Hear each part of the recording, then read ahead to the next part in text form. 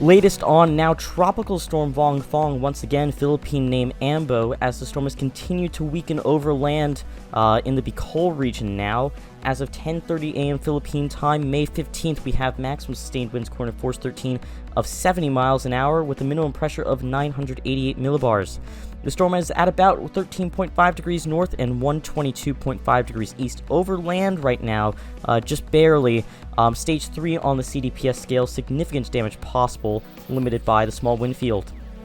Distance from locations right now: Mulane about 5 miles, Catanwan 13, Lucena 66, San Pablo 88, and Manila proper 125. Those first two names are going to be having the most severe impacts right now, as the brunt of the system is right on top of them.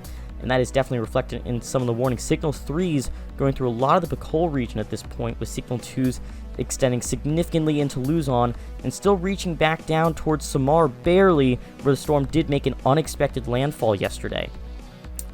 Here's the track forecast off from the GFS using precipitation and cloud cover. You can see the size of the storm, pretty small in comparison to another system in the Bay of Bengal over there, but its kind of zone of influence will push through the rest of the northern Philippines over the next 48 hours and exit to the north and east, where it'll pretty much be disintegrated at that point, weaken off as it continues to get dragged off to the northeast as we head into early next week. And that potential system there in the Bay of Bengal could pose a very significant threat to land.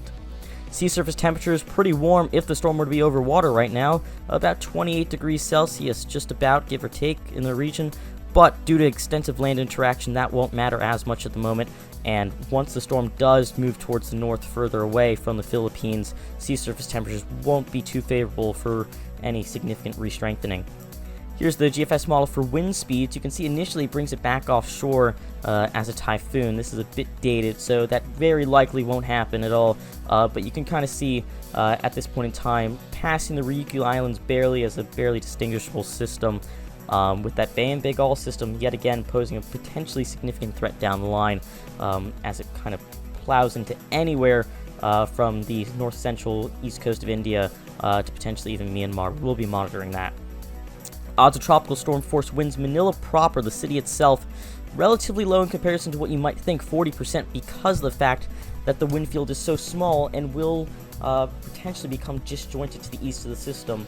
All these other areas, though, have very high chances of tropical storm force winds, as the worst of conditions either on them right now or will be in the near future.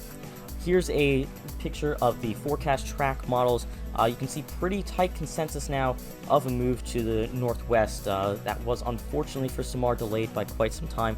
And the wind swath, this is why I was talking about Manila proper not having as high of a chance of tropical storm force winds as you might expect.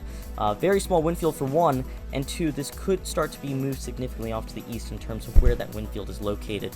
Satellite imagery, you can see the storm make landfall yesterday on eastern Samar, northeastern Samar, as a very powerful Category 3 storm, and its system since then has become completely disheveled. It did try to briefly redevelop while we were live earlier today, but in general the structure has failed to really regather much steam, as some other storms have done in the past while crossing between the islands. This is the precipitation. You can see, regardless of weakening wind speeds, still a very heavy rain threat, 300 millimeters plus possible in some areas still. Stay with us for the latest. We'll keep you updated.